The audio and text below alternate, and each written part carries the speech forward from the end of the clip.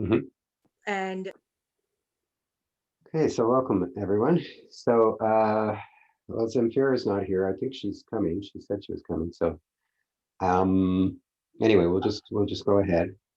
Um, so we'll start as we just mentioned. So this week we'll start with the home practice instead of the meditation, um, and then so then we'll do the meditation, and then we'll do the chapters. Um, So, and I got a question from Dawn before class. She emailed me. Uh, hey I'm Dawn. trying to get my headphones to work, but it's on general audio. So, Will, do you have headphones I could plug in just for now? Thank you. Sorry, guys. Sorry about that. No problem. So the homework this week, it was our meditations on the mind, continuing to work with the small stuff, reminding yourself that when a samskara comes up, it's a good thing, right? Because it's an opportunity to release it or to transform it. And then the spells of mindfulness practice. So choosing something that happens several times a day and using that as a reminder to practice, relax, release, lean back, basically. And it's the easiest time to do it because there's not much going on. There's no big disturbance, right? There's just sort of the ordinary, perhaps, sense of unsatisfactoriness.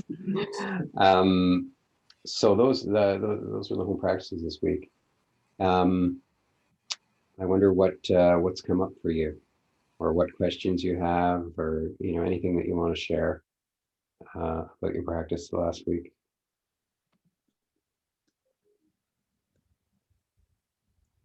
I did pair it. Sorry, Don, are you trying to say something?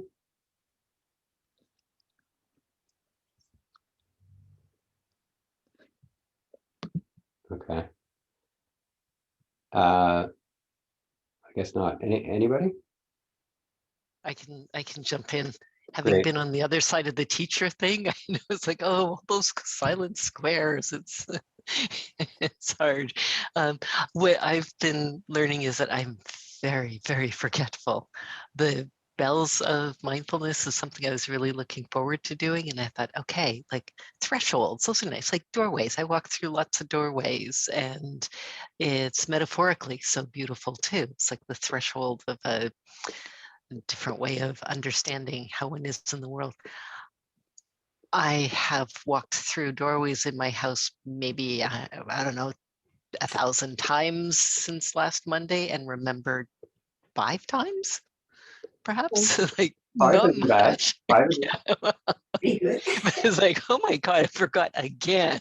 It's like really interesting. So, but we start somewhere. Yeah. And how did you find Okay. that when you did it those 5 or so times? What did you notice? Well, you might What- think this is funny. I came up with an image that would help me to remember, and it sort of tethered a little balloon. I tethered an imaginary balloon to my back, so it's like it would catch the doorway as I walked through it. It's like, there's my tethered soul. So, anything to help. Mhm, mhm. And what did you actually do when you remembered? Then I would sit back into the seat of awareness. Then it would be like, oh, here's Monica going through this door, or here's Monica actually remembering. Hey, yay, Monica. Or but it was a move into the observer and out of whatever preoccupation I was churning on Right. at that particular moment. And so Yeah. you noticed that you tended to have something that you were turning on when you did this? Yes. Yeah. That's Yeah. sort of my default position. Yeah. So Yeah. yeah. Because that's a big knowing, right? I mean, you might have known it before, but just this idea that, when we talk about working with the small stuff, you don't have to wait for small stuff to come up. Yeah. It's there a lot if you look. Mhm. right? I mean, so Little cheapies. pardon? Oh, okay. Yeah, great. Thanks, Monica. That's very, very good report. Yeah. What about other folks? Yeah, Jeff? Um, I have, for a few months, I've had a fridge that makes a high pitched noise, and I've been practicing the let it go. It's what it is. Just accept it. Which, by the way, I was able to do with the noise from upstairs, the rushing water that I would often hear, like squeaky water and so on. So that didn't bother me anymore. But this was at high pitch that I could hear in my bedroom. I could hear when I'm sitting way at the other side of my apartment, and it just wouldn't let go of the irritants. Although, it was a lot better than at the beginning. But then luckily, I got a repairman in and it's now gone. But I dealt with it as best I could. I think for a few months it was there, and it sort of, for the most part, was out of mind, except occasionally it would still get to me. Yeah, so when you say it would still get to you, so like we're always on the, it's all about the resistance to experiencing that disturbance, right? So the problem isn't so much that the disturbance comes up, it feels like that's the problem, right? Because you don't want to feel that way. But I'm wondering how you, like if you noticed when it would come up, like what you did with it. Yeah, I didn't let it irritate me. I just was more aware of it, and I still kept pursuing to get get it resolved. Like I wasn't going to didn't think I really wanted to live with it, even though I was at a point where I can do this, I can live with it. But then, actually I thought I can do something about it as well as trying to accept it, or as accepting it. Yeah, so I'm not talking about the outer though, right? So yeah, on the outer, yeah, sure, you want to take care of the fridge noise. You don't, because you don't want the noise, right? But on the other hand, in the moment, when you notice the noise and you notice irritation, how do you take care of the irritation in that moment? Like, what do you do in that moment? What did you do in that moment, I guess is the question. Well, basically, accept it. Not let it irritate me. Like I know years ago or before, it would have bothered me a great deal, but yeah, I'm still trying to understand, because I'm when you say not let it irritate you, I mean, we can't control our emotions, right? If irritation is there, you can't will it away. You can either defend against it, or you can open to it. You can relax or stop, or you can allow yourself to feel the irritation, or you can try not to feel the irritation. So yeah, I'm wondering, that's basically what I was doing, letting myself feel it. yeah, okay, yeah. Because sometimes it's hard to tell from the words that people use what actually is going on, whether the intention is to drop the resistance or to resist, right? So I'm just trying to get clarity on that. But yeah, thank you. Yeah, I'm not good to explain things.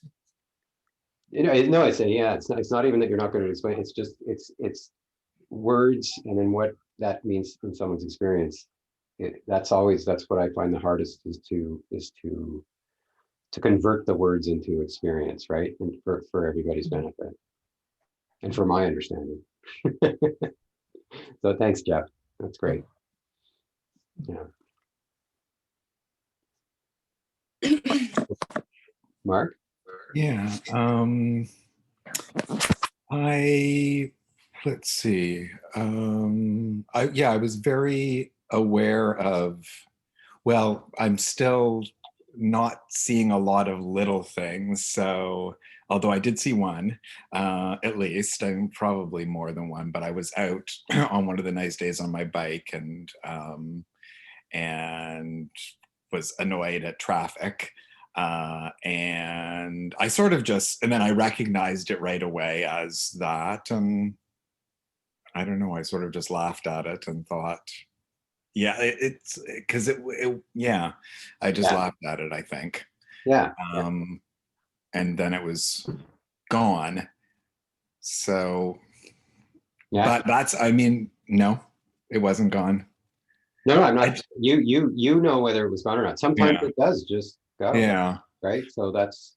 Yeah, I think, I mean, it's the bigger things, and I'm seeing like where I'm getting caught in the bigger things, or the things like the things that really disturb me more. So I've been very aware of those, and typically like it's often in it's anger and frustration when I'm like writing an email message about something, communicating about something, which it's often like, or almost always, I think, like little things that are like financial with my wife. So I've been, and I notice how much it disturbs me. And I was embracing that and thinking of it as a good thing. And that, like, I liked that. Yeah. And feeling it and feel like Yeah. allowing yourself to feel. Yeah. Yes, I was definitely feeling it. And then I kind of went to, so I was feeling it, and then I was thinking like, okay, what's the next stage? So I went and got my handout for that. And that, like, then I started kind of trying to figure that out, like the part about witnessing it. And I was getting, that it's like that separation, that it's not me. So I feel like, yeah, I feel like there's, I don't know, I'm like the last part, I am trying to like lean into it, not make it go away, and observe what it is in my body. So I guess the last part is that, like, recognizing that separation, or like saying that this is, so the point of, I guess that's like the phrases of who's observing this. I'm not sure that I completely get that question. Like the question is to trigger the realization that it's not, that there is an observer, and that it's not. Yeah. Just I mean, me. the idea behind the question is just for the attention to turn on itself, basically, for the awareness to turn on itself. And it's just something that happens, right? It's not something that it's, they're often called pointing out questions in Buddhist practice. Just, a question to get the attention to turn on itself, to note it, to look to the subject, right? So, Yeah. But is that intellectual? Or I guess one thing that I was no. doing was then saying, like, I won't try and like trying not to figure it out, trying not to like just ask the question. But it's just then, if I'm not sure how the question makes sense, then I start trying to figure it out. Like, what does that mean? There's, as soon as you notice you're trying to figure it out, like, drop it, because it's not about figuring anything out. It's kind of just about creating this effect in your experience, and and sometimes it happens and sometimes it doesn't. And maybe, maybe with you, it doesn't work a lot. I don't know, but it's no, it's just a matter of playing with it to sort of see, how you can just get a sense of the subject, right? Get a sense of the witness, get a sense of the awareness. So, you can play with that, but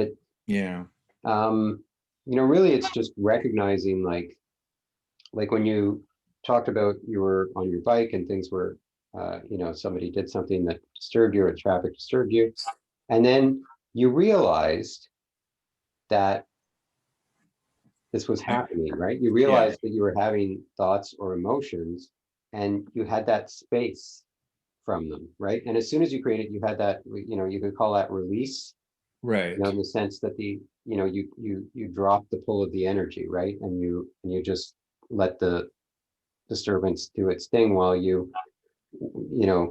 you saw through it, right? You saw that it was a disturbance, that you were caught in the disturbance, right? Yeah, I And think so as soon as that is the difference. and because it was because it was small stuff, Hmm. and for you can't always predict beforehand, but obviously based on what happened, it was very small stuff. And so as soon as you did that, it just disappeared, right? Yeah. And unlike the emails to your wife, um, you didn't have to do anything about it, right? As soon as you saw that it was a disturbance, it was like problem solved, because there was no problem, right? The only problem was in your head. There was no outer problem. Whereas, Right. with your wife, there is an outer thing that you have to deal with, right? And it's kind of an ongoing thing. So it's going to have more, it's not going to disappear so easily, probably. Yeah. So yeah, but it sounds like you're doing good work. Yeah. Because it's all about just getting, having experiential reference points for this practice, right? To go, oh yeah, now I've Right. experienced that. I get, I get that sometimes it goes away easily and sometimes not. I get that, when I do this, this tends to happen. I get this is now I have a reference for what it means to practice, like the relaxed part, what it means, the peace part, what it means, the lean back part, what it means, right? And it's not that you have to do each one every time. It's getting familiar with these tools, right? Mm. And getting familiar with with how your reactivity unfolds, right? And Mm. and so and there, it's infinitely complex. You'll never master it, but you'll get more and more familiar with it, right? Yeah, and I think that's what I have been learning. Also, like in my meditation, definitely this week and before, like that idea of just trying not to figure anything out, because that is my habitual pattern, is to try and intellectualize whatever is happening. Right. So I'm trying to just let it unfold. Yeah. And trying to fix the inner problem with the outer world, right? That What do you mean? I mean, something goes on outside, it creates a disturbance, and then you think the way to fix the disturbance is to fix outside, Right. right? As opposed to, there's a disturbance, so I'm going to work on the disturbance, and then I'll work on outside. Yeah. And they're two separate things, and I'm trying to separate them, because I realize that trying to take care of my inner world by manipulating the outer world um, is creating problems, right? It's creating problems. Hmm. It's creating samskaras. It's creating, like, you can't control the outside world. You can certainly do stuff, but at the end of the day, stuff's going to happen that you have no control over. Right. You can't control your body. You can't control uh, traffic. You can't control COVID. Right. You know. Yeah. And I think that, I mean, I'm definitely recognizing that a fair amount, that what I am thinking about is the inner Mm. problem, or the inner sensation. But yeah, but I'm sort of still not, like, I get that the idea is to stop not liking it, like, which is, I guess, that resistance. Yeah, I mean, for me, it's like, to me, a preference is not something in my control, right? I can know, to me, it's like an emotion or a thought. Like like, because a preference is basically a samskara, and you can't will it to go away, Mm. right? A preference is just something that you just allow yourself to experience the preference without acting on it, right? Mm. So it's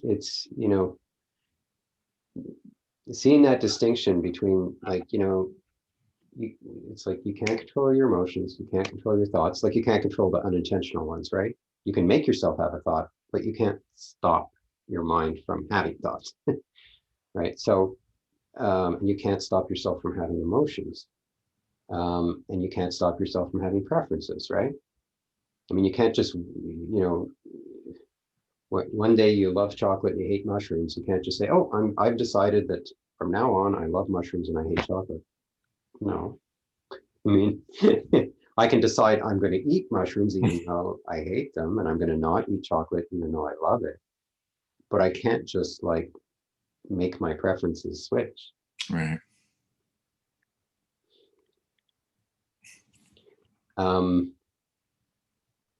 So, Don, how's your equipment working now?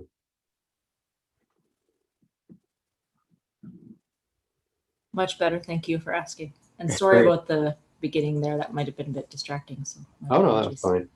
It's fine. So you had a question asked. You said you listened to yesterday's talk from Mickey. Yeah. Yeah. So if anybody else is relating to this or not, I find, so I've been listening to Mickey's talks on the, I want to say UYU.org, YOU.org. Oh, TOU. Yeah. Yes, the temple. Yeah, love the universe. Anyway, and so I find that Mickey will talk about something and it's just so awesome. Like you can go from zero to, or you can do this, you can avoid all these in between stages, and just go right to the enlightenment part, which is basically watching the one who watches. And hang on, give me just 1 sec, Lori. You were, yeah. So you were talking about that talk, and you were saying that you get really excited when you hear it and really motivated, and then it's, if I'm afterwards you find that it's not as easy as it sounded, and you get kind of demotivated. Is that right? Yeah, exactly. Like I hook on to something he said and it's great. And I spend like the next half a day doing that. And then, yeah, and then I get tripped up and lose consciousness, of course, and I don't keep the consciousness for 5 hours, but I get off the train and then I think, oh my gosh, I have so long to go before I can do what he's saying so. Yeah. And that happens to me too. I think it happens to everybody. I mean, the fact is that Mickey always, in his talks, he talks about technique, and he talks about, how to think about things, how to do things. And then he's always goes off into, and one day it'll take you all the way to this wonderful place, right? But and he does that to motivate you.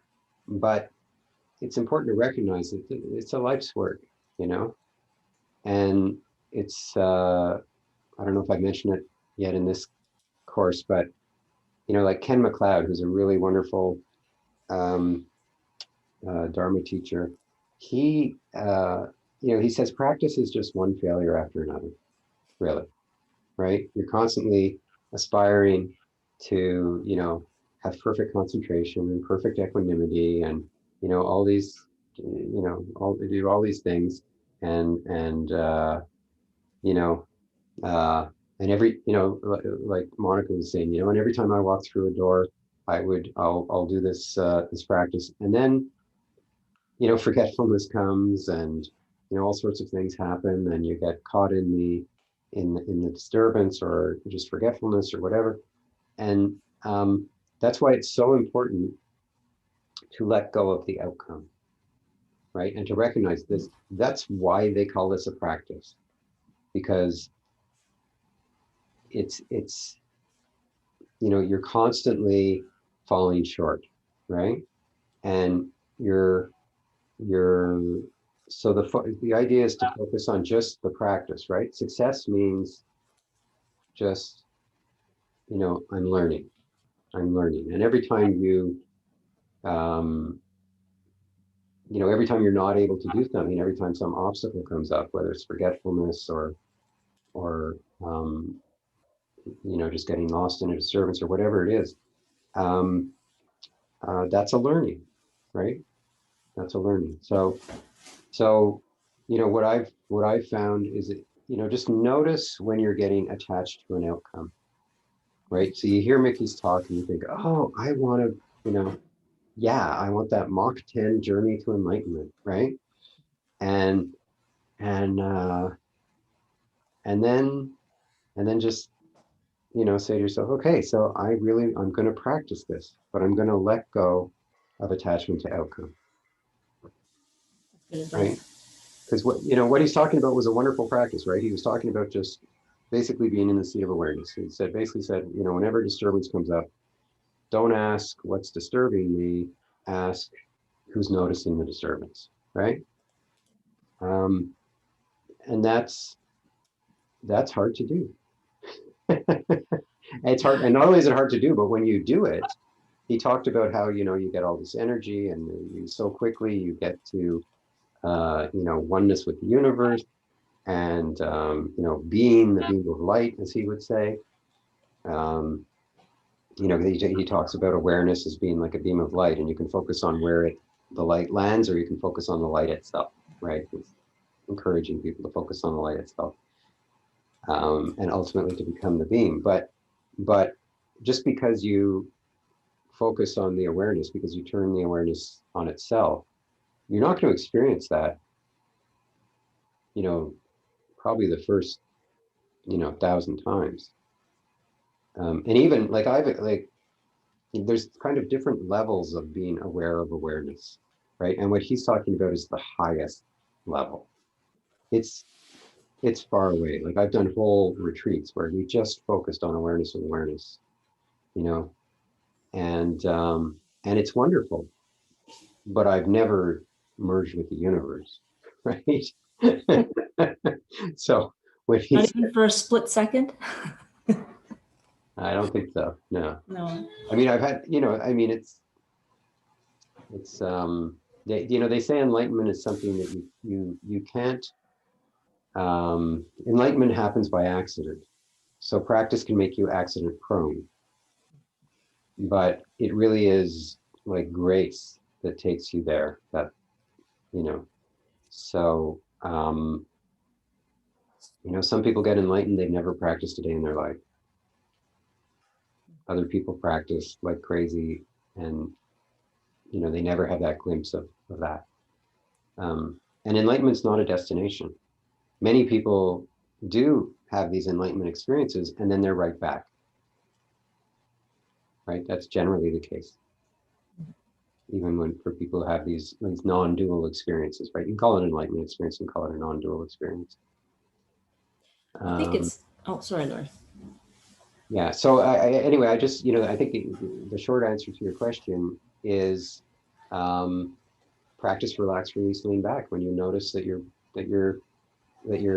attached, practice, relax, release, lean back. When you notice that you're demotivated, because that's a disturbance, right? That's an emotion that's coming up, disappointment or despair or whatever's coming up. That's a disturbance to practice with.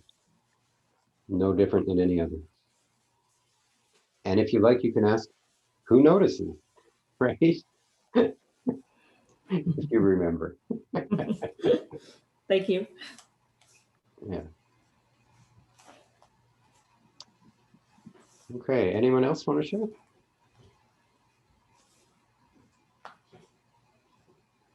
Okay, so why don't we go into, we'll do a meditation. So, Mark, you're... Sorry, one quick thing. Yeah, I was muted. What are the other than who notices, what are the other phrases that are like that? Yeah, I mean, you can ask, there's generally two, you can ask who, or you can ask what. And you can ask like who notices or who is aware. or what is aware. And you can be specific. So you can say, things like, who notices the thought, right? The other thing you can do is you can say, like, I can do this and ask myself, who's drinking the water? Or what is drinking the water, right? Who's talking? Who's But sitting? not try and answer the question, though. You just ask the question. Just ask the question, yeah. Who's meditating? You just ask the question, yeah. I find that hard not to try and answer. It's just something else to notice and practice, relax, release, lean back, right? Yeah. So anytime you want things to be different, it's a time to practice, relax, release, lean back.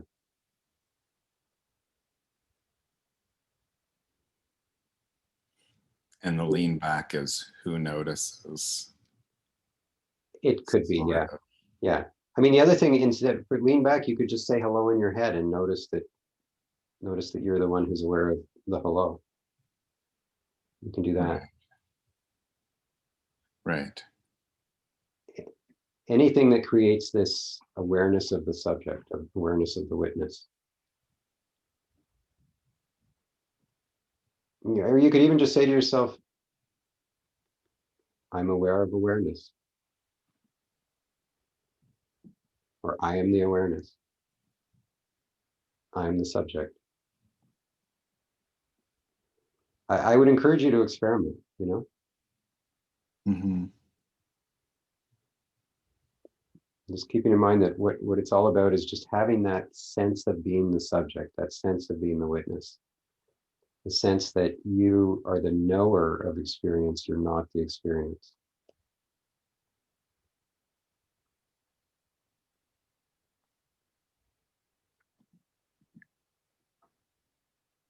Okay. So I'm going to mute everyone and find yourself a good position for meditation where you can be both relaxed and yet alert.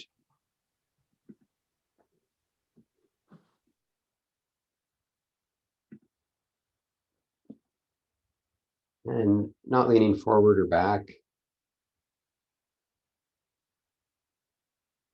Coming to rest somewhere in the center there. Elbows close to the body. And stretching up towards the ceiling. Allowing the shoulders to rest on the back body. And allowing the body to soften. The eyes can be closed or open half open in a receptive gaze.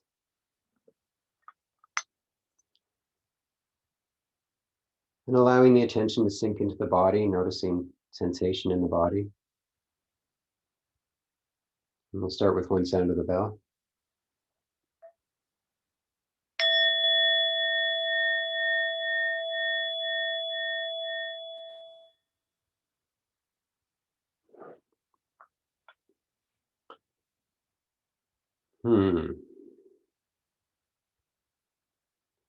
We're going to start with a little conscious breathing. It's an exercise called 4-4-8. So the idea is you start by taking a big in-breath on a 4 count. So breathing in 1, 2, 3, 4, and now holding the breath 1, 2, 3, 4, and then slowly letting the breath out through your nose. 1, 2, 3, 4, 5, 6, 7, 8. And now we'll do that again. Breathing in, 1, 2, 3, 4, holding, 1, 2, 3, 4, and then slowly out through the nose on 8, 2, 3, 4, 5, 6, 7, 8. And one last time, big in breath, 2, 3, 4, holding, 2, 3, 4, out for 8, 2, 3, 4, 5, 6, 7, 8. Good. And now allowing the breath to be natural. Noticing sensations in the body.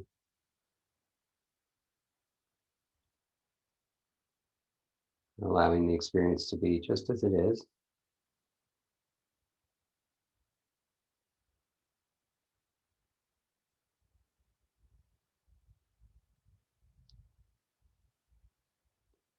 And noticing any holding or resistance.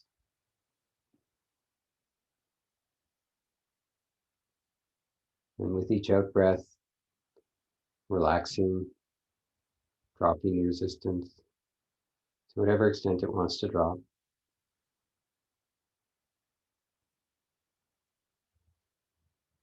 And just resting in the feeling of the breath.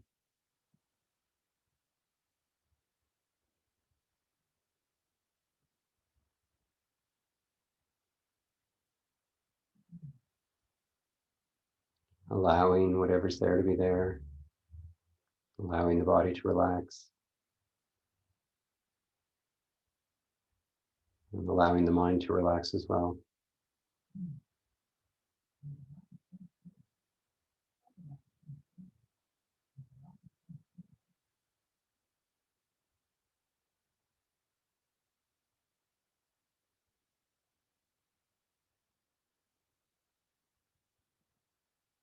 Noticing that you're the one who's aware of the sensations of breathing. You're the one who's aware of whatever's going on in the experience, both in the foreground and the background.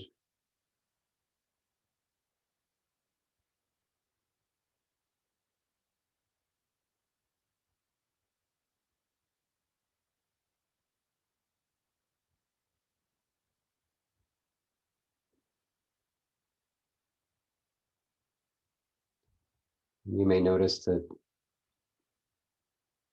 things going on in the background are pulling at your attention, thoughts or sounds pulling in your attention.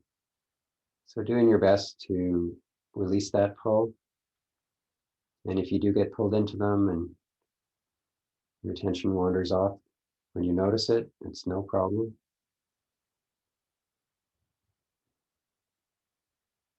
You can celebrate becoming aware that the attention's wandered. And then it's no problem to start again, bring the attention back to the body breathing.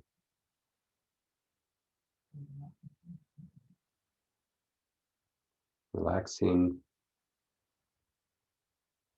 noticing that you're the one who's aware.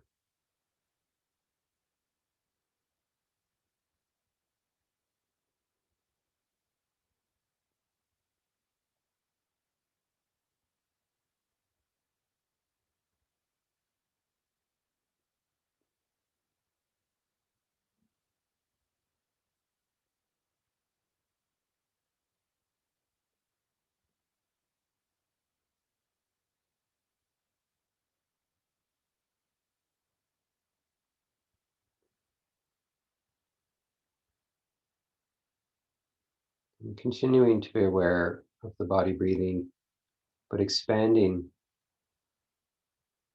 your focus range to include sound.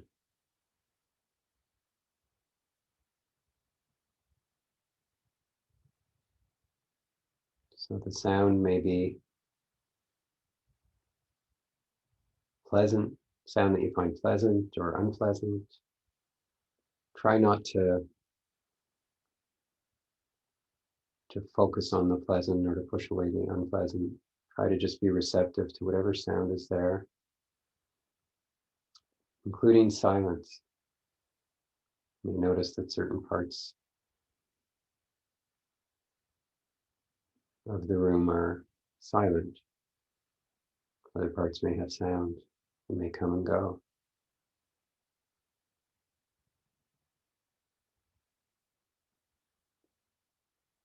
Opening to it all, dropping resistance, and dropping any grasping, any reaching out.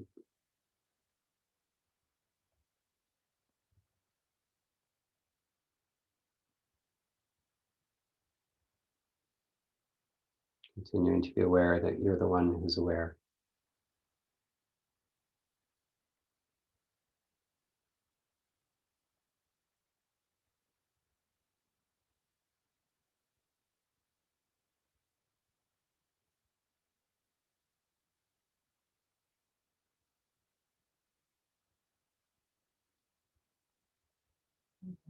And now expanding the focus range even more to include emotions. So that includes emotional body sensations, the felt sense of the emotions. So there may be some joy there, maybe some anxiety, frustration, appreciation, opening to whatever emotions are there as you continue to be aware of the body breathing and sound and the emotions.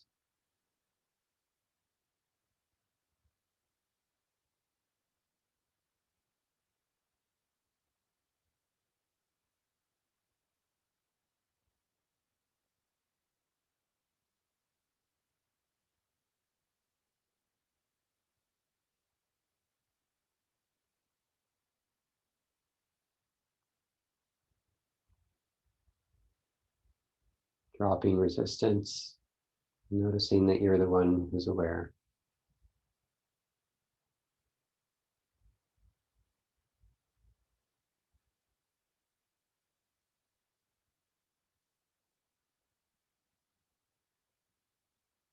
Letting whatever's there move through you without trying to steer it or make things like this or like that.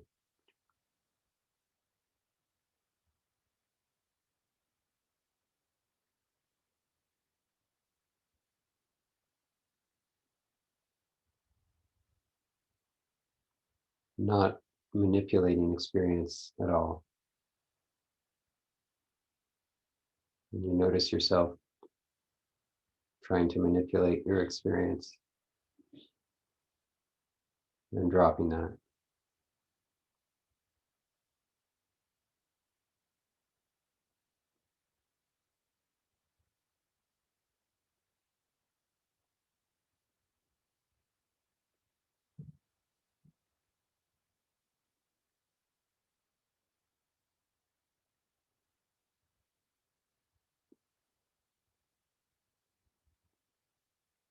Good. And now expanding your focus range even further to include thoughts. So both mental talk and mental images, as well as the emotions, the sounds, the body breathing.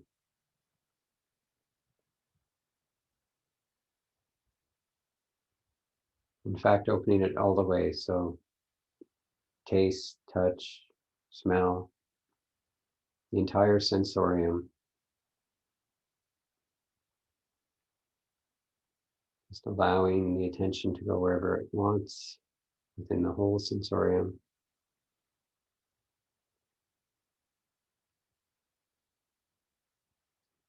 Just being aware of where the attention falls, being aware that you're the one who's experiencing it.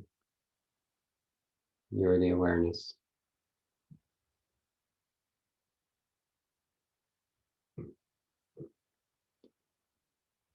Dropping any resistance, any attempt to manipulate this experience.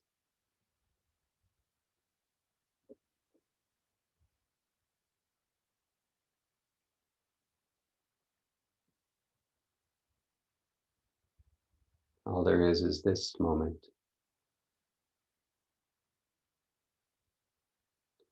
And just letting it in.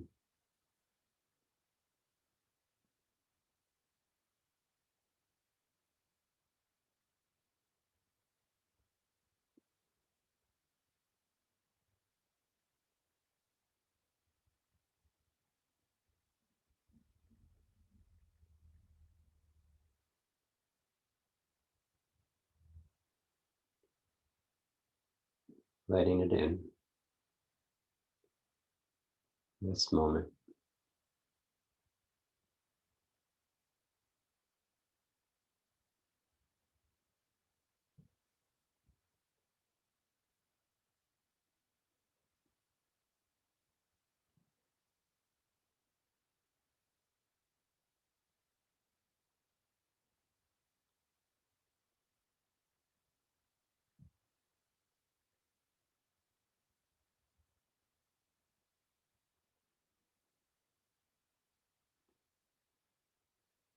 Just this. Just this.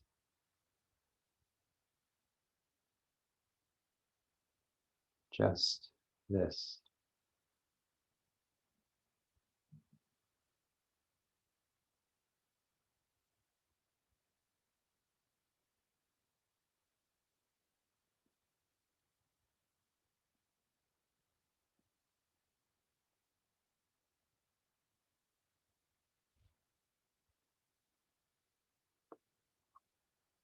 And with the sound of the bell, we'll bring this meditation to a close.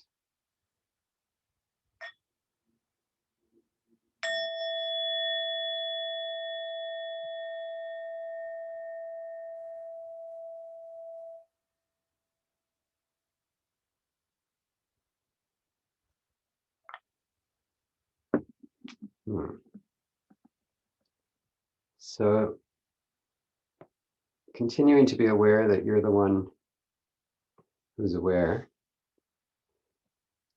Feel free to stretch however you want to stretch. If you want to stand up, that's no problem.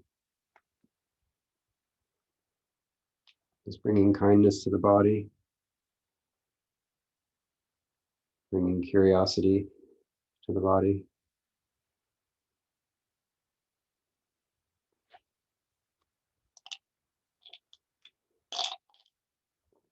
And did anyone have any questions or observations or anything that you want to share about that? Yeah, I really noticed, and I was aware of this as was going on, that I'm like, oh, I don't know how to describe it. Like, I'm experiencing a lot more when I meditate with a group. And I think I don't know exactly what that is. I mean, one part of it is like thoughts, and that I'm thinking probably about reporting. So it's like, oh, I noticed this thing is happening. I better remember that so I can report it. So that's yeah. And like, so I won't, of course, when I meditate alone, which is what I do mostly, I'm not doing that. So it's like I'm not saving it in the same way, or I'm not remembering it in the same way, maybe. Yeah. So I mean, which it seems like a good thing. Like, there are I was observing lots of things during this meditation. Yeah. So I'm just wondering, does anybody else notice that when you sit with a group, there tends to be more, more concentration, more vividness, more equanimity, more energy? I've seen some yeses, some nos. Yeah. yeah. I find that there is something to like holding the space, right? Like when I'm sitting on my own, if I feel like lying down, I can lie down. If I feel like doing whatever, I can do whatever. But when you're sitting with a group, there's kind of this container, if you will, Yeah. right? And some people call it group energy, but yeah, there is something about it. Yeah. I mean, one thing, so a number, like when we move to sound, I'm in the house alone, so it's very quiet. But I immediately started hearing like a kind of feedback sound that's familiar to me, that I experienced when I was on retreat. And like my teacher on retreat said, it was about too much concentration, and that was creating this feedback. and I'm just looking around to see if it's in my head now. It's not, but I don't know if anybody's had that experience. It's like when I was looking, I don't know if it's because I was looking for sound, concentrating on what sound there might be. Yeah, I mean, wherever you put your attention, the sensitivity is heightened, right? So just by putting your attention on sound, you'll tend to notice more. You'll notice things that you wouldn't have noticed otherwise. Yeah, I know. I'm a bit confused about whether it's real or not, and maybe that question is a tricky philosophical question. Well, I mean, one can ask what is real, but you're experiencing it, so I mean, in that sense, it's real, and it doesn't really matter, what's behind that. I mean, unless you have a medical problem, I guess, but it's probably, I don't think it's a medical problem. No. Oh, okay. I know there's something else that I was thinking of that I wanted to say, which I have noticed, like, since I began meditating, and this is like, 10, 15 years or more, maybe even, the idea of breathing naturally seems impossible to me, because I'm aware, like I'm thinking about the breathing. So, is that just normal? Yeah, it is. I mean, and as soon as you put your attention on the breath, the mind wants to control it. Yeah. Right. I'm not even saying the conscious mind, but just the mind wants to control. So, and that's fine, right? I mean, so it's kind of like, you don't want to consciously try and control it, but you just observe and you notice, oh, the mind wants to control this. Isn't that interesting? Yeah. And it's very obvious with, beginning with that breathing exercise. Then when you stop it, you're just aware of what your breath is going to do after that. Yeah. Actually, thanks for reminding me about that, because I'm curious if what people noticed with that breathing exercise. And I that's the first time I've ever instructed it, because it's an exercise that I was taught last summer, as a way to relax, and also as a way to get the internal energy going. So, and the idea, and I don't think the idea is that you breathe exclusively through your nose. You do a big in breath on a 4 count, hold it for a 4 count, and then slowly out for an 8 count. And you could also do 5, 5, 10. Like if your in winds up taking longer than 4, you just use that as your count and double it for the out breath. I wonder if did people notice that was relaxing, or did you, like, what did you notice? Relaxing? Yeah. Jeff, you're muted. Sorry. Yeah, I can even tell on my Apple Watch that my heart rate's going down. So yeah, definitely relaxing. Jeff? Yeah. I was finding that I was running out of breath the first time, but then it started to become easier already. Yeah. It does take some practice. So I'd encourage you to practice it, just to see. I'd love to get your feedback on that, see what that impact was. Because the person who taught it to me, apparently they used to teach this to kids in like schools all over Quebec. And that was like the main practice, was just doing this 4-4-8. And apparently they had very good results.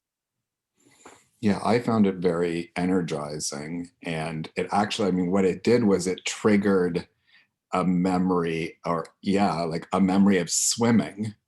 And I started really like longing to swim, which is something I really like doing and can't do during the pandemic. So, but yeah, I was so, that's what that did. And it triggered, like it energized in that way. So then I went through a whole bunch of emotions of of positive, but also like craving swimming and missing swimming and but I did find it energizing, and maybe that's also part of why there was a lot going on in that meditation for me.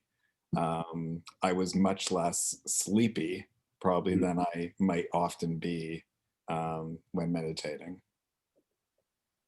So yeah, I found it very good. Interesting. Yeah. Cool. Okay.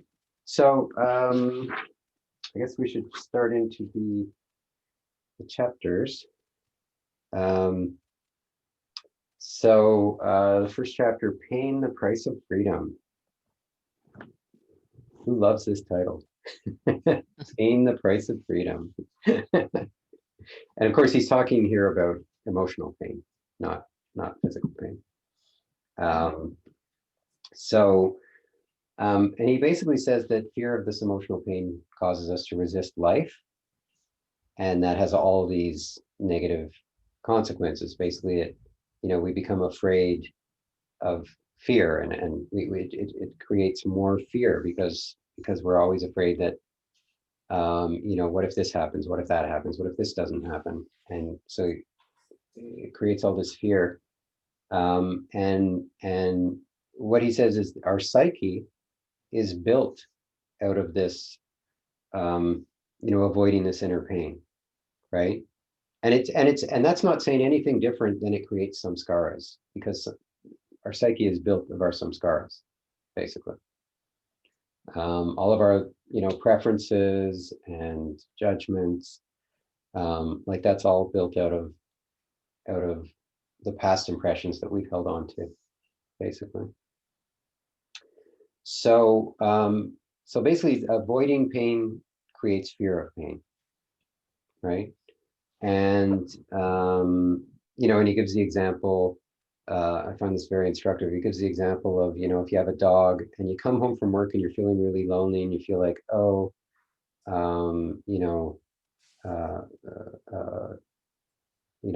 my dog will help me not to be lonely. And then you put out the food and you call your dog and your dog doesn't come, right? He says, well, if you're just putting it out to feed the dog, then if the dog doesn't come, it's like, yeah, whatever. When he or she's hungry, they'll come, right? But if you put out the food because you're feeling lonely and the dog doesn't come, then it creates this disturbance in you, right? And you're like, oh, even my dog doesn't like me, right? So whatever you do to avoid, feeling lonely, for example, or to avoid rejection, I mean, you're opening yourself up, you're basically just asking to feel that thing because you're thinking about it, and you're sort of it's like if things that would ordinarily be nothing wind up triggering that thing that you're trying to avoid, that feeling that you're trying to avoid. So he says the cure for this is very simple. Just decide that emotional pain is not a problem and stop avoiding it, right? And of course, our practice is all about this. Relax, release, lean back is all about allowing yourself to feel the emotion, the difficult emotion, or the urge, or whatever it is, right? The urge being like a positive thing that you want. And he says, remember, like this emotional pain is not going to actually hurt you, right? And the fear of the pain convinces you that you need to defend against it. But, once you recognize, oh, it's just fear of this emotional pain. In fact, I can allow myself to feel it, and I can handle that. It's not going to destroy me. Then you can open it, right? And you can open to the emotional pain, and you can stop living your life to avoid the pain. Instead, you can live your life to experience life. Is this So- about act, like, is this related to actions, or like that you're avoiding actions that you think will cause pain, or actions Well, that you're afraid of? I mean, it would be both, because certainly, you know, the trying to defend against pain would limit what you do, right? But it also is like in, you know, in the putting out the dog food example, you're doing the same thing, but you've got a different mindset, right? So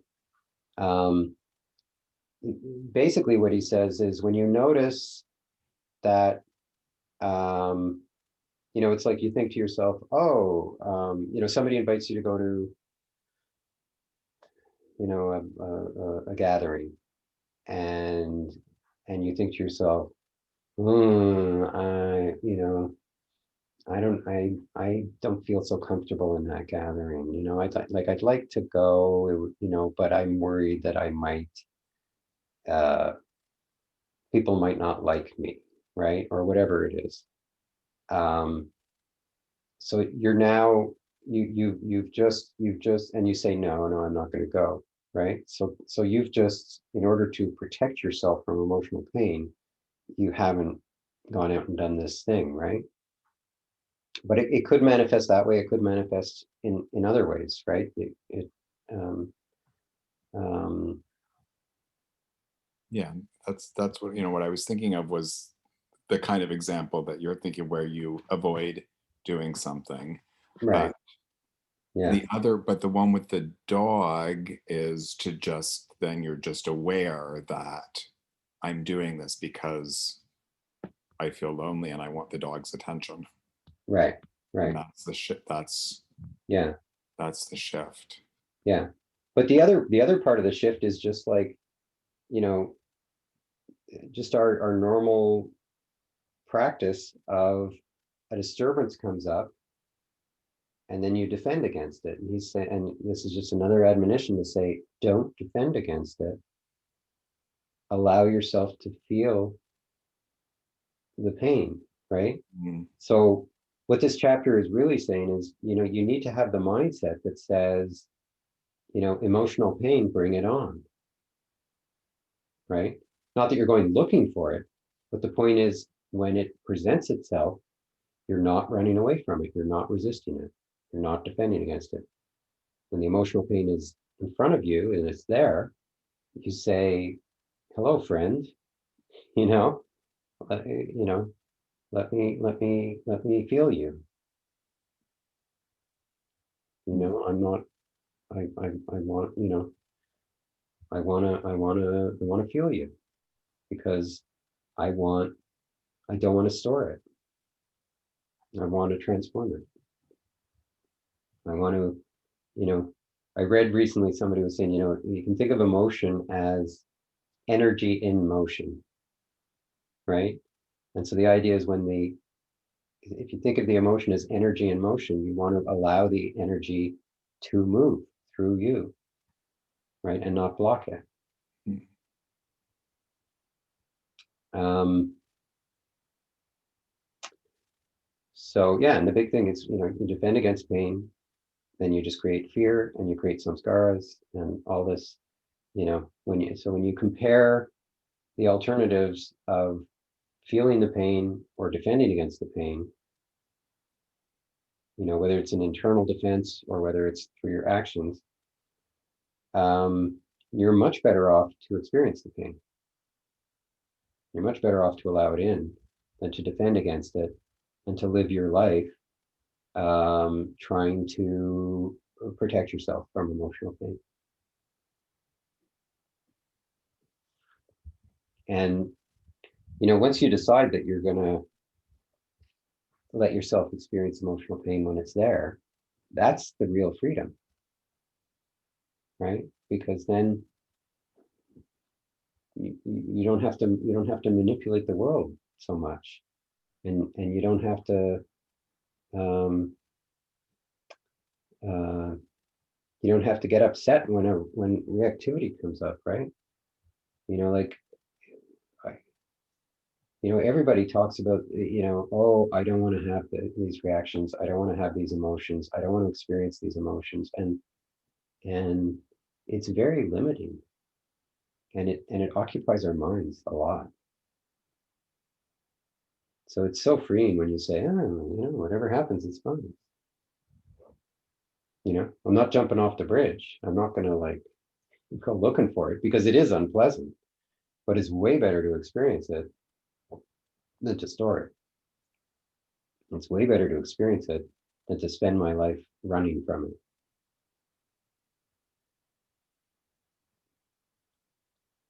So, the admonition is, he says, decide to pay the price. He says, pain is the price of freedom. Decide to pay the price.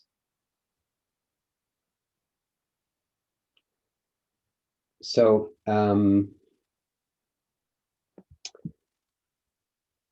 any questions about that?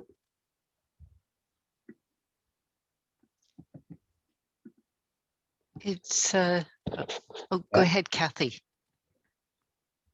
Kathy, you're muted. I just wondered if you could, I've been ruminating a lot, and I just wondered today, and I just wondered if you could reiterate what exactly in the basic steps what we're supposed to be doing in this whole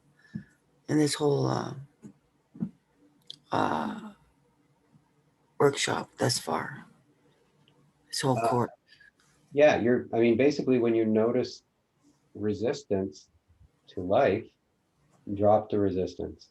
And the way to do that is to just relax, just allow yourself to feel whatever emotion is there.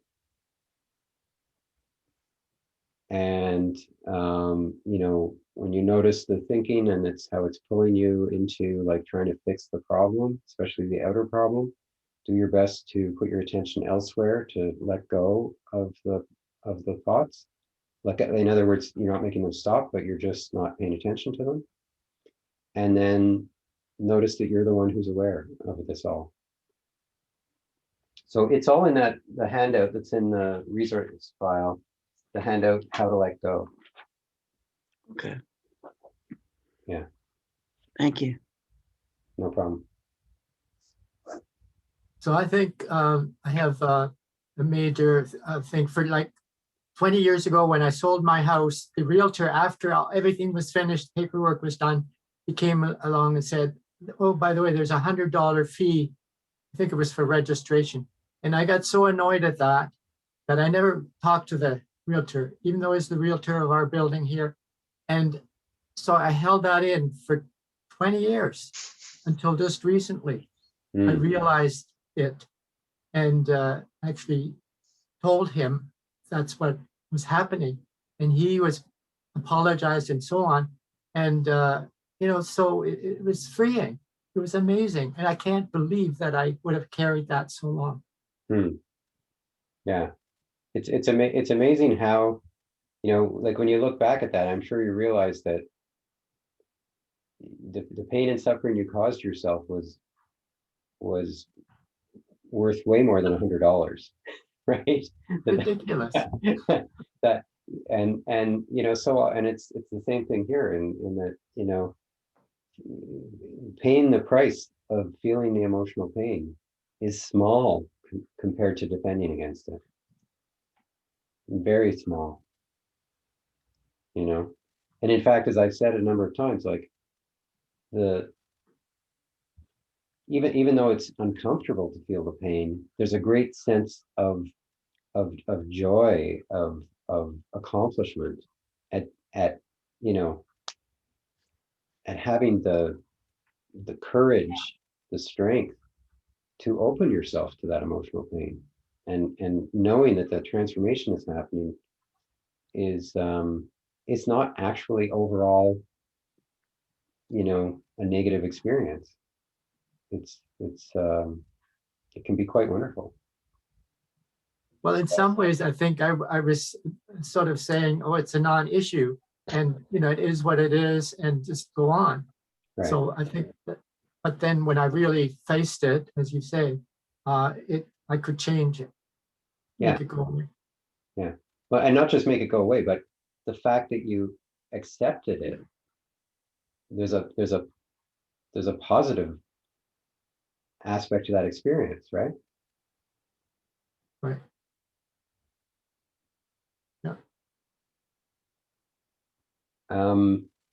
So I you know, I would ask you, like, how do you feel about letting yourself experience emotional pain? So we're going to do a breakout group now, and this is the topic. How do you feel about letting yourself experience emotional pain? How do you feel about paying the price of One question experience? about this Yeah. is conflict avoidance, which I think is sort of maybe what motivated Jeff, perhaps. Is that like the same thing? That's avoiding, is that a way of avoiding pain? I think quite often it is, but I would ask yourself that in any particular situation, right?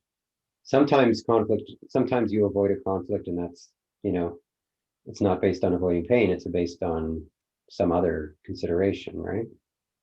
But quite often it is based on avoiding emotional pain. So, it's something to ask yourself. Right.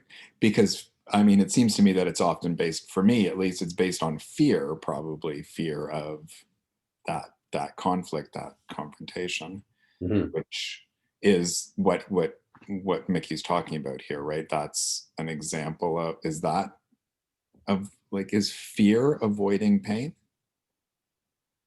It's not that fear is avoiding pain, it's that fear of the pain causes you to avoid the pain, because there's a sense that if I let myself feel this, bad things will happen. I you know I can't, I won't be able to take it, and it will destroy me. Or, you can put words to it, but it's this sense, often it's just this sense that I can't go there. I just can't go there, and you hear people say this, you know, you'll ask them to do something. I can't. Well, why can't I just can't. I can't. They can't even talk about it, right? I mean, it's just, I can't go there. I can't. It's this irrational fear, right? Because fear at its root, there's no logic. It's just an emotion. It's just fear, right? Um, so there doesn't have to be even a reason. It's just, I'm afraid. I'm not going there. I'm afraid. So sometimes there will be some stated reason, but, and so it's that fear that stops us from opening to the emotion, to the difficult emotion, right? To the emotional pain. And so knowing that, you can be on the lookout for it. And you can have clarity in your intention that says, I can handle whatever emotional pain comes up, and I'm not going to let fear stop me. Right? Which, fear may still stop you. You can't always drop the resistance. Sometimes you want to drop the resistance, but it ain't dropping. And that's just something that's like, yeah, okay. That's part of the reason why enlightenment is grace, why you can't make it happen. Because you can't always drop the resistance.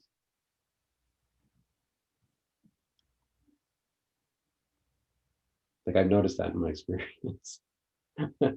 Fair bit.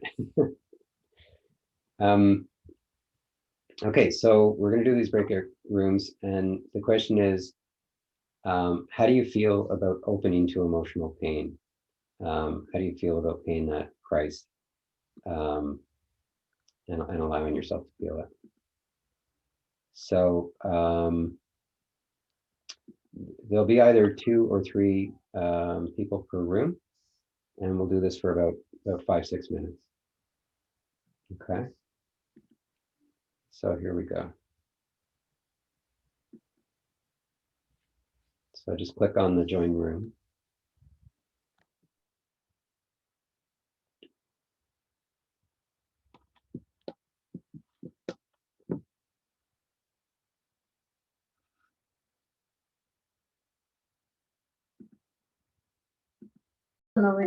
Someone's coming. Oh, look, we've got Laurie himself.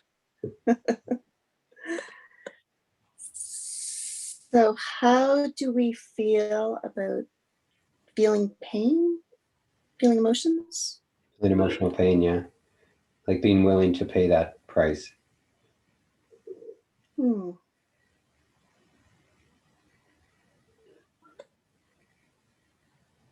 Yeah, it's kind of funny, you think you go through life and you think you do feel it, but then you think about resisting it too, and the whole thing about the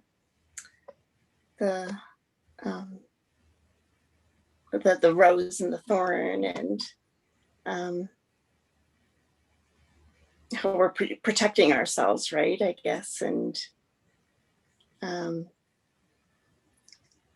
but we're really hurting ourselves, prolonging pain.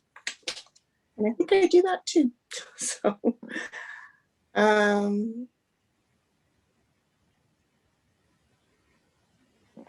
yeah, so it's just like, how do you remember to do that throughout the day and respond differently to things and kind of live your life differently? Are you doing that, Laurie? Like, since you've started doing this work, like, do you find that you? I mean, yeah, I open myself to emotional pain all the time. But I mean, I don't want to talk too much in here because it's really your guys. No, I know, but yeah, it just helps to. Yeah, but I mean, in a way, like what makes life, what makes the day a good day or a bad day is generally how you felt through the day, right? Like it's difficult to, have an experience of fear, to have an experience of despair, to have an experience of loneliness or shame, like this emotional pain is real, right? And it's and it can be really awful to feel it, right? And so this is it's a big ask. It's a big ask to open yourself to this stuff, to change your attitude about, because I mean, Yeah, I guess I'm not even quite aware that I'm avoiding it, Like, I think I am, but day to day, minute to minute, it's hard to catch it. If you but know what I not, mean. well, you've talked about your own experience Mhm. with work and how terrible it was, and that was emotional pain.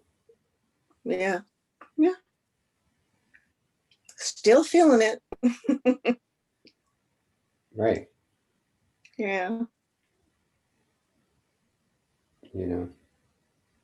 This is why people have like PTSD and stuff like that, right? Because the emotional pain is so bad they never want to experience it again, and they push it way down, right? Yeah. Yeah. Well, Sarah, what do you think? You've been, we just have a minute or two left. I think so. I would say I would differentiate maybe between 4 different types of pain if I were to think about it. I would say the one would be the pain of an anticipation pain of the event that hasn't happened that can go wrong. I would say the second point would be when suddenly something happens that is against of what you wanted. It's just this sharp feeling that it kind of going and trying to absorb it. And then the third one would be more of a sadness, and maybe not such a instant type of pain that you just observe and kind of live through it. And I'll say the third one is just discomfort. Fourth one, which would be discomfort throughout the day. So if I were just kind of differentiating those four, I'll say the hardest one is the allowing yourself to feel the pain of anticipation of something that hasn't happened yet, and actually practically going that way. I find that the last two are probably the easiest to deal with. I think I've learned how to ease into the moment and even enjoy those moments of sadness or whatever that is. I think the one that I'm really working on is when something happens and that really disturbs me in the moment, so I don't have the time to catch up. So how do I actually get that, getting that faster through me versus sort of trying to push it away and start thinking something to counteract that thought. That's the way I try to deal with that and how I feel it. So how do you feel about experiencing the worst of that? I mean, how do I feel? I feel like it's part of life. So Yeah. So you're saying you're willing to feel it? Like you're not going to do, or yeah, I think so. I think I'm willing to feel it, and I think the only one that is Yeah. okay, welcome back, everyone. So it would be great to hear what folks had to say. Like, how do you feel about opening yourself to emotional pain when it comes up? And I think everyone's muted. I think it's a good thing instead of bottling yourself all up and carrying around a lot of anger or hatred towards yourself, towards other people for the longest time, which I've done. And I think I have to still access my emotional pain to cathartically get it out of me, to analyze it, and to get it out of me and vent somehow and let it out of you. Yeah. Yeah. Well, of course, it doesn't come up when you want it to come up necessarily. What do you mean, Laurie? Well, you're talking about it. You're talking about it as like bringing it up, right? Which I mean, you can do to a certain extent, and especially in meditation. But this is really more about like throughout the day. When it comes up unexpectedly, and being willing to feel it. Yeah. When it comes up during the day. Yeah. What should you do? What do you Feel say? it. Feel it. Like you've talked a lot about rumination and anger coming up, right? And you've talked about it as a very unpleasant thing. Yeah. And the call here is that when it comes up, for you to just open to it and fully experience it and not defend against it. Yeah. So that's what we're talking about, right? Yeah. Yeah. Okay.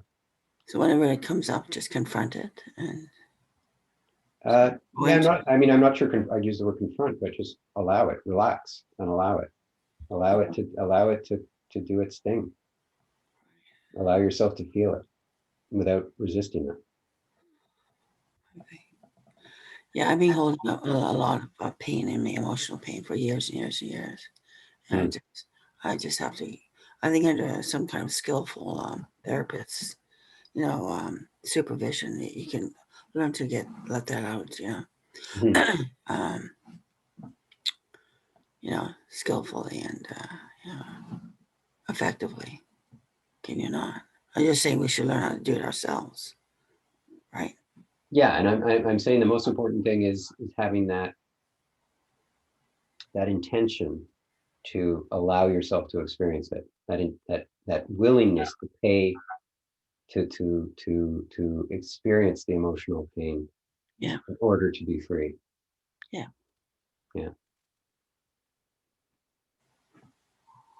How about other folks? Anything? What else came up in the breakouts? Mhm. Dawn? Yeah, I was going to say, we were talking about how, because it's so opposite of what we've been doing all of our life, it's almost like, you know, that train that just needs so much oil to get going, and it just feels like you're in, you know, cement shoes. At least that's how I feel. Yeah. And but just the fact that we have this course is so refreshing, because I know that we're, you know, this is where we're learning to get those wheels going. And so I said to Monica and Kathy that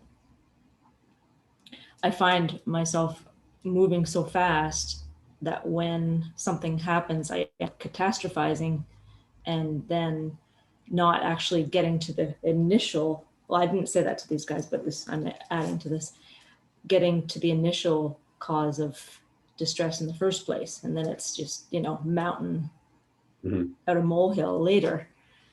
But anyway, that's my thoughts on it. Yeah, yeah. Yeah, and that's what the personal mind does, right? It catastrophizes. Yeah, it's good at it. Yeah. Yeah.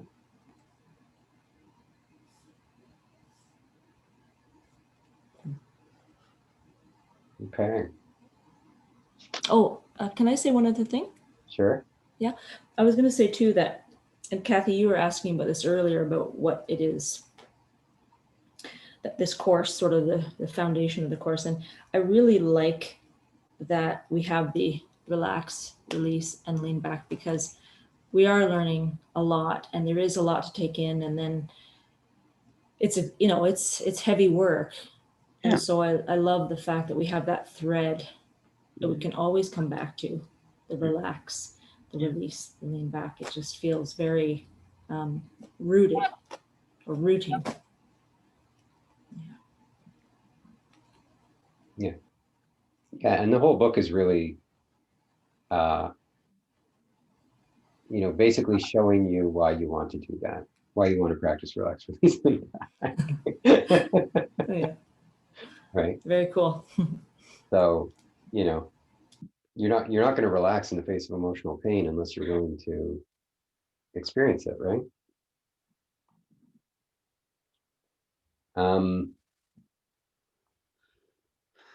Okay, so are folks okay to move on to the next chapter? Yeah. So, and we'll kind of do the two chapters together, because chapter 12, Taking Down the Walls, and 13, Far, Far Beyond, they're both part of the same theme, which is the idea, it's sort of another way to look at your psyche, right? So we've looked at the psyche initially as, you know, the voice in your head, the personal mind. And we looked at how the psyche's built out of these samskaras when we resist when we resist experience. And we've looked at how neurotic we can be because we have this psyche and all these preferences, and how we try and control, you know, to get what we want and to avoid what we don't want, to decide what we want and what we don't want, and how all that creates this psyche, creates these samskaras. It's, you know, it's the same thing what we're talking about. And so in chapter 12 and 13, there's a new metaphor, which is the idea of our model of the world, our model of reality, right? And our model consists of our views and our preferences, our likes and dislikes, how we think things should be, how we think people should be. So it's all the same stuff. It's all the samskaras, right? But it's this idea that we build this model that has some internal consistency, perhaps. But this model is really a simplification of reality. And this model is constantly bumping up against reality, because quite often reality is not how we imagine the world to be, or how we wish the world to be, right? And So in chapter 12, he likens this model to this fortress, this house, right? And, so this house is built in an open field where there's tons of sunlight. It completely blocks out the sunlight, but it's very comfortable inside. And so we get really used to being inside. We feel safe inside. And, but we don't have a lot of light inside. In the story, the light bulbs burn out, and then we find these flashlights, and then we think it's pretty good to have the flashlights, and we forget that there's all this natural light outside, and we have these walls, but we're afraid to go outside. We like the walls because we feel safe, and the walls is our psyche. The walls it's our thoughts, our emotions, our preferences, our views, and so whenever anything damages this fortress, these walls, like he gives the example that we're, that we find out that we've been, that we were adopted. We thought our parents were our biological parents, and then we find out we were adopted. They're not our biological parents. And then right away, it's like, it creates this like, oh my God, what, it kind of rocks our world. And then it's like, okay. Well, but they love me even though they weren't my biological parents. Well, okay, so they're even kinder and nicer, and I love them even more than I thought. He says wall patched with thoughts, right? We just patched up our model. We patched up the walls of our fortress, right? And he says, but life is constantly attacking these walls. Life is, if we let life, it will destroy these walls, because we allow reality in, basically, right? And all the places where our model isn't consistent with reality, it destroys those views, those preferences. And if we have no walls, if we let the walls be destroyed, then we'll be in the light, we'll be in the sunlight, right? We'll be enlightened, he says at the end of the chapter. If we allow the reality to take down our walls as it naturally would, if we don't keep rebuilding them, right? And we keep rebuilding them with some scars, right? And so then in the next chapter 13, he talks just about this idea of how we have this model, and we have it because we can't, the world is limitless, and the causes and conditions are infinite, and we can't handle that. And so we try and have a simplified model so that we feel a sense of control, we feel a sense of permanence, we feel a sense of safety. And he talks about how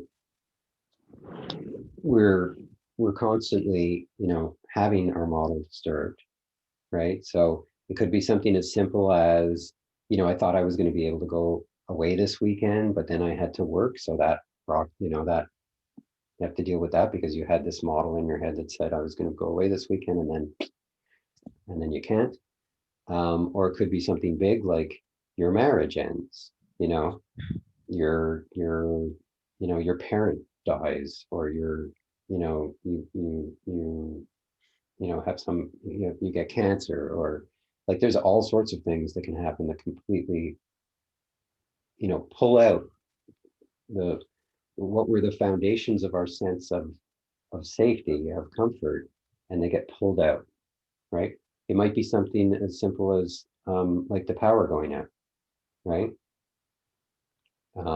Because in your model, you have power, and you have heat, and you have water, and you have, and then it gets pulled out, right? So, and it could also be just like, you thought someone was your friend, and you're counting on their friendship, and then they do something mean to you, and then that, so it could be all sorts of things. And he basically says, when your model is challenged, you can do one of two things. You can resist reality, or you can let go of your model. And obviously he's saying, don't resist reality. Instead, let go of your model. And he says the model, you know, the model is your cage, right? I mean, if you're in a cage or in a fortress or in a jail, like in a sense you're protected, but in another sense you're caged, right? And he says we basically spend our life, making a beautiful cage. But he says, wouldn't you rather be free from your cage, right? And he says some ways you can tell.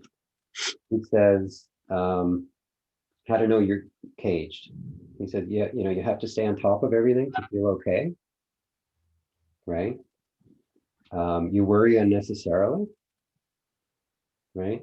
I heard a really good quote this weekend from Mark Twain saying, you know, I've been through a lot of really awful experiences, and some of them even happened, right? So, so you worry unnecessarily, and you're afraid to tell people another one, afraid to tell people what you really think, right? Not that you would just, not that you're being mean to anybody or insensitive, but just that you're afraid to reveal yourself to people, right? Because you're worried about them rejecting you. So these are some of the ways you're caged, right? Does anyone here, is any of that familiar to anyone here in terms of your own life? That we really, we've got this comfort zone and we try and stay in this comfort zone because we like comfort and we don't like discomfort, but it winds up caging us to stay in this comfort zone. Yeah, change is new and uncomfortable sometimes. Yeah. So he says, the spiritual path is one where you say, I want to destroy my cage. I want freedom from my cage, right? And he likens it to this, the electronic dog fences, and he says, like, if the dog, what stops the dog is the feeling of pain, but if the dog decides, I'm just gonna, I'm not gonna let the pain stop me, and I'm gonna get used to it, and I'm gonna be willing to feel the pain. The dog can, the electronic fence is not going to stop the dog. I actually have a friend who has a dog that electronic fences cannot stop. And it's like, wouldn't it be great to be that kind of dog? That pain is not going to stop you from being free, right? And he says, kind of along the lines of the pain chapter, he says, going beyond your so-called psychological limits can't hurt you, right? Because your psychological limit is basically how willing, like, your perceived limit in terms of emotional pain, right? But it's mostly based on fear, right? I mean, I suppose there are instances where like, I'm not a mental health professional, but in my experience, I've had tremendous, I've experienced tremendous fear. I've experienced tremendous shame. I've experienced, all sorts of big emotional pain, and none of it's the stuff I've held on to has left scars, but the stuff that I've experienced has not. In fact, I had an experience last summer where I experienced more fear than I ever have, like magnitudes and magnitudes greater than I ever knew was possible. And this was an enriching experience. It was awful, but I grew so much. You know, I feel like I'm a greater person because I experienced that, and I feel like, you know what? I can experience any level of fear. If I could experience that and come away unscathed, that's pretty amazing. So, you know, knowing that gives me freedom, because I feel like, yeah, you know, the hardest part is just remembering in the moment to open, right? Realizing what's going on in the moment and opening, but that intention to allow myself to experience whatever comes up, and that sense of that conviction that it cannot hurt me, to experience, to allow the emotion in, is very strong. Hmm.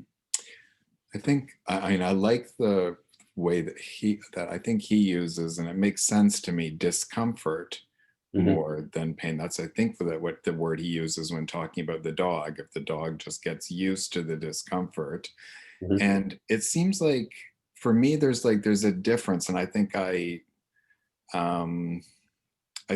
yeah, just thinking that it's not like recognizing that it's not necessarily something huge and painful, but that it's just like about discomfort makes, I don't know, for me it makes it easier in some way, or Yeah. Well, and more real, I think, in some way. yeah. Well, if you know, keeping in mind the distinction between physical and emotional, whether you call it pain or discomfort, and think about like the worst emotional, you know, discomfort or pain that you've experienced in your life, right? So just take a few moments to just think of a time in your life that was just emotionally terrible.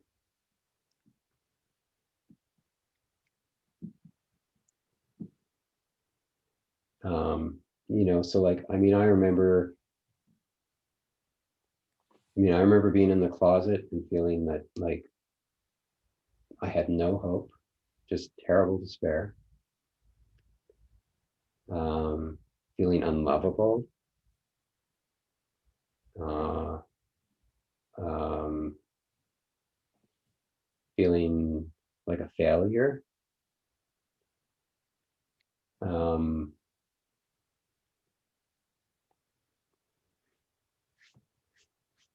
you know, feeling like an outsider, feeling disconnected. So, and Mickey talks about like that, you know, at our core is this emotional pain that we have spent our whole lives avoiding, right? This is what we're talking about.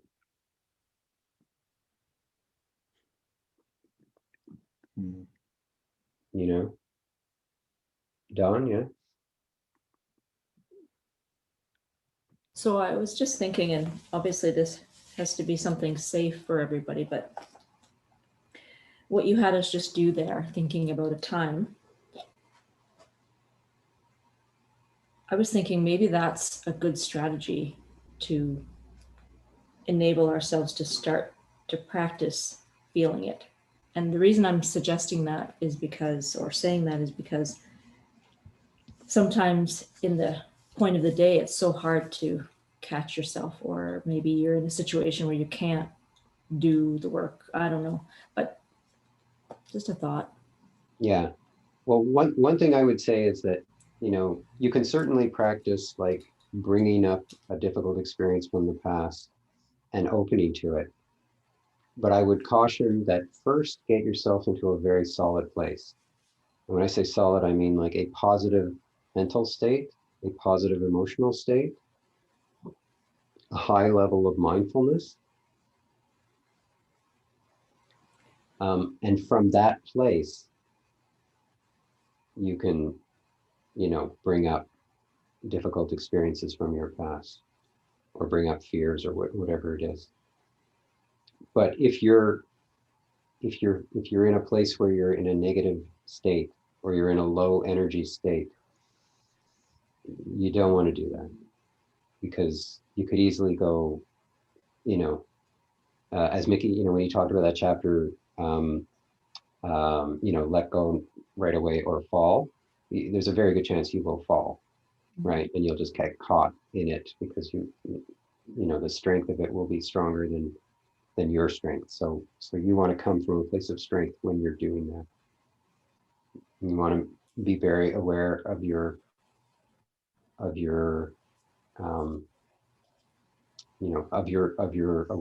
mindfulness, of your awareness, of your mental state and your emotional state, and so that you're not opening yourself up, so that you're not likely to be overwhelmed. And when I say overwhelmed, I mean to get pulled out of your seat of awareness and fall into the negative emotion, and lose your intention, lose your ability to practice. Makes a lot of sense. Mm. Thank you. I'm finding it hard right now to actually connect with that. Like, I'm thinking, like, with, like, nothing feels that bad right now. I mean, maybe that's a good thing. I don't know. I mean, I can think of back and think of times, and then I really need to separate. I don't know, because, like, it seems to me like depression is something very different. Like, it's like, because I don't know, because it's rooted in, like, to me, it's like apathy. It's like just you've given up on things. So that doesn't feel like, I don't know, that doesn't exactly feel like pain, but maybe it is. Well, Yeah. I think it, despair, right? Despair is this sense of hopelessness, this sense that things are bad and they're never going to get better. Or there's something wrong with me, and I'll never, I'm broken and I'll never be fixed. I mean, that's emotional pain. And it's tough to open to that sort of stuff. Yeah. It's tough. It's what's really tough, frankly, is just, when you're in that, it tends to be a very low energy state, and it's very difficult to just have the clarity to say, to be in the seat of awareness, to see that this is just an emotion. Right. These are just thoughts. These are not the truth, right? Because so on the one hand, there's the emotion, but on the other, there's the awareness. And if you don't have the awareness, like, you need the awareness to open to it, because if you don't have the awareness, you're just going to be in it, and you're going to be like you're not transforming anything. You're actually feeding it. You're feeding it with your thoughts, right? You create this cycle where the emotion feeds the thoughts feed the emotions, and down you go. Right. So the hardest part is having the awareness. But the other part is, to the extent that you've practiced this with the small stuff, and then with the little bigger stuff, and a little bigger stuff, and a little bigger stuff, this becomes the habit. Right. Right. And your capacity grows and grows until the point where you can actually open to the really big stuff, because it's become your default. Your default has changed from closing to opening when this stuff comes up, right? That's where we're heading. So, like, all this talk about enlightenment, yeah, that's all fine and dandy.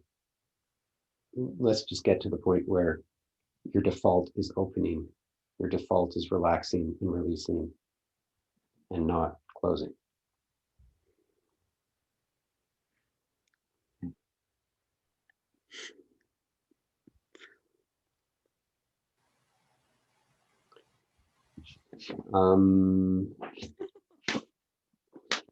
Okay. um, so we're almost, it's about 7 minutes too. So I just want to go over the home practice for this week. Unless there's any, I mean, is there something is there something folks want to ask or share around this topic?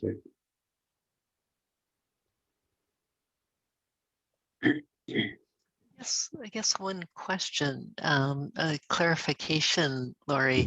Mhm. The house metaphor is he saying that the house is essentially like the walls are just another word for like our fears that are holding us back, our inability to just experience, or our sense of closeness, or is it broader, like our mental Broader. constructs? It's broader. Okay. It's your whole self structure. But Your I whole self structure. That's that's what why. makes us human. Like we can't be human without that. It's like that's actually how the brain works. And I can But you understand can, hacking it, but not being human. well, you say not being human, but I mean anyone who's enlightened has let go of the self structure completely. Oh, That's why he describes it as enlightenment, right? Because okay. and it's often said, like, it's ironic that we so much want to experience enlightenment, and yet if you're enlightened, there's no you to experience it, right? Because you've entirely shed the self-structure, right? You no longer identify with any aspect of your mind or your body. You no longer identify with it, right? So, I mean, this is why I say this is so far out there. And that final letting go of self, right? The fear that I experienced last summer was the ego holding on for dear life, right? And that feels like death because I identify as my mind, right? And this is why Mickey says, I have to use this allegory because we're trying to go beyond mind, but we can only see it through the mind, right?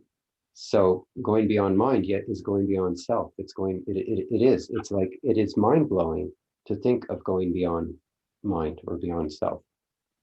Because as you say, we hold on so tight, you know, we hold on so tight. But in fact, people who are enlightened, they're still people and they still have their personalities. But so it's because it's this non-dual thing, right? It's like, it's letting go of the self, but it doesn't mean that you're, you know, doesn't mean you lose your humanness. In fact, enlightened folks are pretty human. They're really quite richly human, but they've let go of the self. Doesn't mean they actually lose the self, but it means they let it go. They're not attached to it. So it's beyond, it's mind-boggling, right? It's mind-boggling. Okay. Thanks. It gives you something to think about. But he's very clearly saying it's not just your fears. Yeah. It's all aspects of your self-structure, all your beliefs, all your views, all your preferences.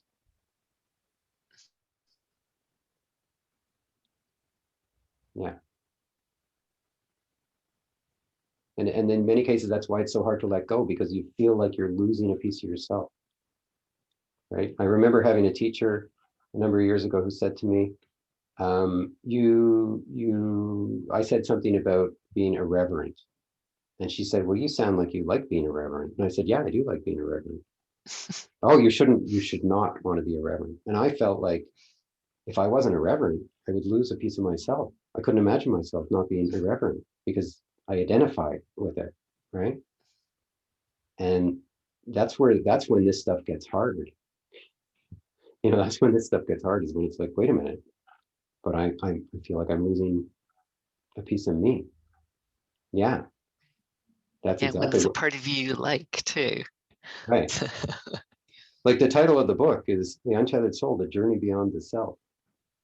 When he says the Mhm, journey beyond the self, he means it. mhm. He means it, right?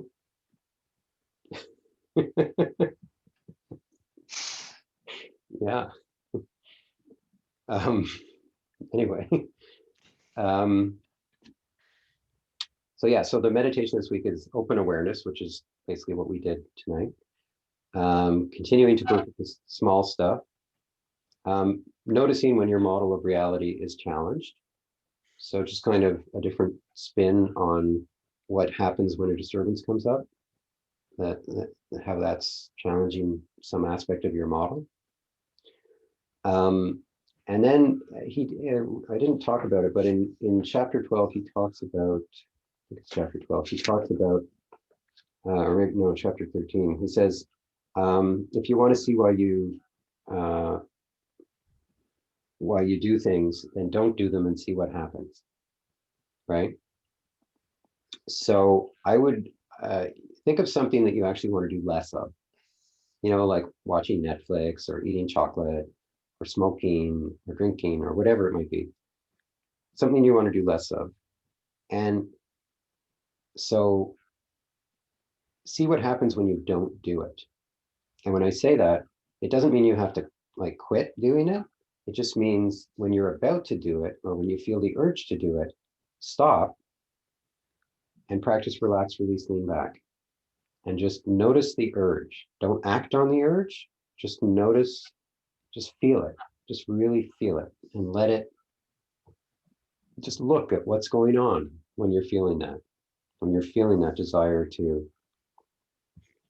smoke, to turn on the computer, to check your email, to have a sweet or to have a snack or whatever it is, right? Just be with that for some period of time. Practice relax, releasing that.